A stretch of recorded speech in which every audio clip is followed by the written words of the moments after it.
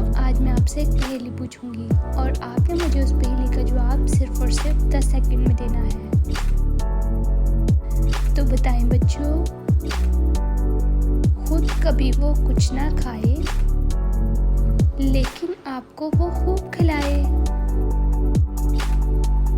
तो बताएं बच्चों, क्या है इसका जवाब? सोचिए सोचिए।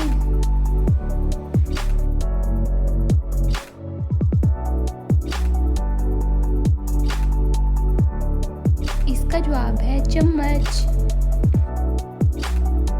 तो प्यारे बच्चों, आपको हमारी पहेली कैसी लगी? कमेंट्स में ज़रूर बताएं। हमारे चैनल को लाइक, सब्सक्राइब और शेयर करें और हमारी हर आने वाली न्यू वीडियोस को अपने दोस्तों के साथ शेयर करें। अल्लाह हाफिज़।